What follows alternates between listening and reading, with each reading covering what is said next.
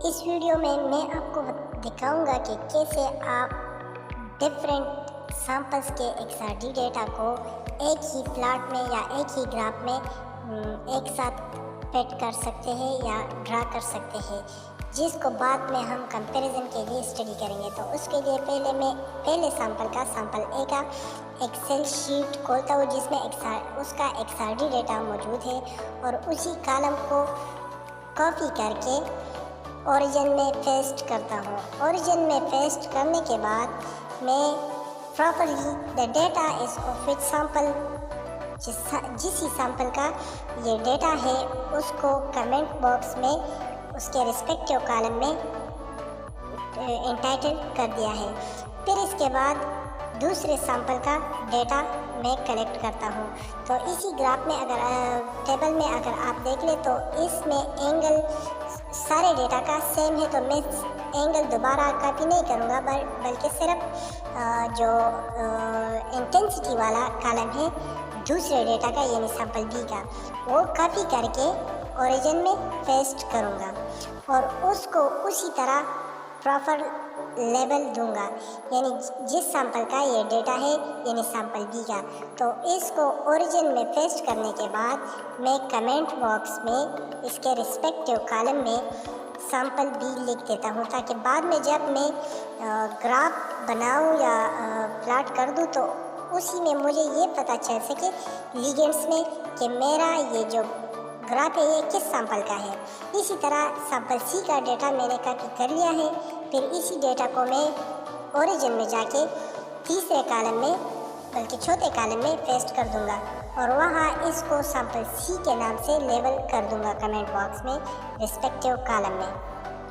फिर इसके बाद मैं जो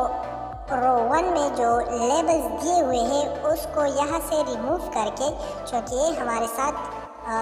डेटा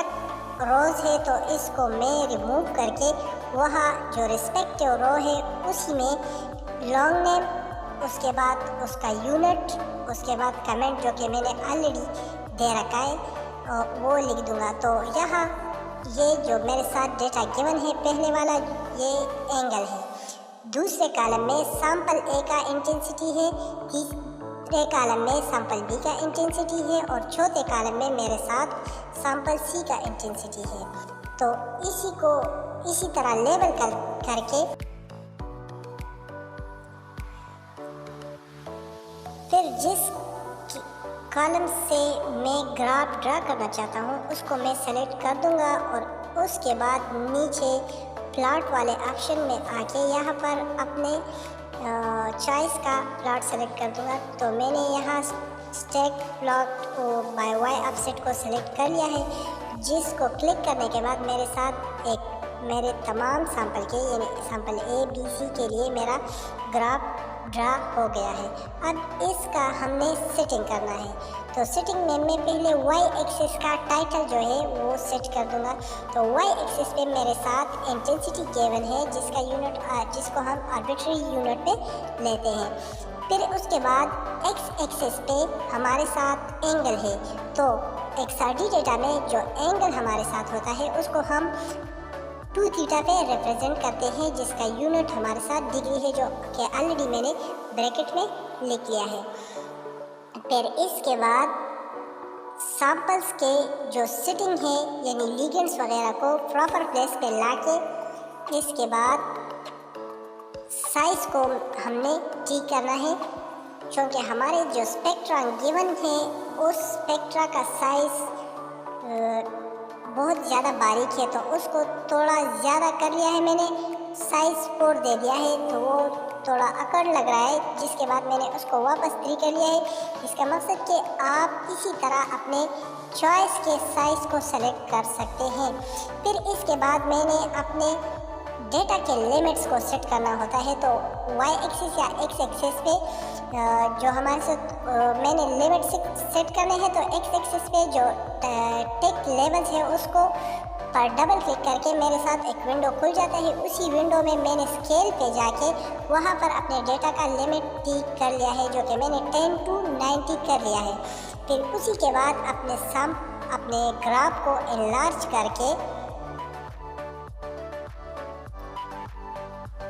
साइज़ के मुताबिक कर दिया है। फिर इसके बाद मैंने जो वाई एक्सिस पे जो टिक लेवल थे वो मैंने रिमूव कर दिए हैं, तो उसके जो टिक्स है वो बाकी रह गए हैं। तो उसी के लिए मैंने लाइन एंड टिक्स पे जाके वहाँ पर माइनर टिक्स को रिमूव कर लिया है, जो कि आप देख सकते हैं।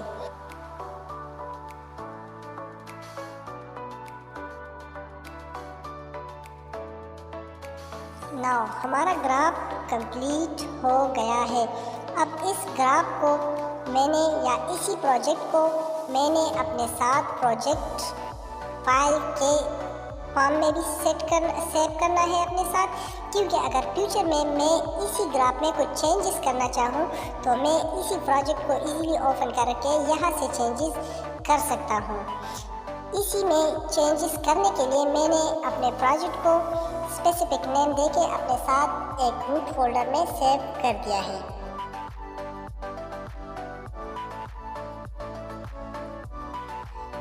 इसको सेव करने के बाद अब मैं अपने ग्राफ को अपने साथ एक्सपोर्ट करना या अपने लोकल डेस्क में एक्सपोर्ट करना चाहता हूँ, तो उसके लिए मैंने सेव एज पे क्लिक करके यहाँ पर पहले अपने ग्राफ्स जिस फॉर्म में मैं या जिस टाइप में मैं सेव करना चाहता हूँ, तो मैंने PNG टाइप में सेव कर दिया है, वो उसको पहले सेट कर लिया है। फिर इसके बाद लॉन्ग नेम को सेट कर लिया है, यानी इस इमेज को मैंने किस नाम से सेव करना है। फिर उसके बाद अपने पिक्चर के लिए लोकेशन को सेलेक्ट कर लिया है, और उसी के बाद मैंने इमेज क्वालिटी को 300 से 600 कर दिया है, ताकि मेरे साथ जो इमेज बन जाए वो उसकी क्वालिटी रेजोल्यूशन हाई हो, वो मेरे साथ ब्लरनेस उसी में ना हो। तो इसी तरह जो ग्राफ मैंने सेव कर दिया है, अब हम डेस्कटॉप पे अपने फोल्डर में जाके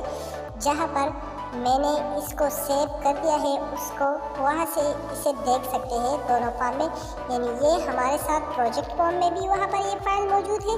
और PNG टाइप यानी इमेज के फॉर्म में भी हमारे साथ मौजूद है, जो कि आप विंडो पर देख सकते हैं। Thank you.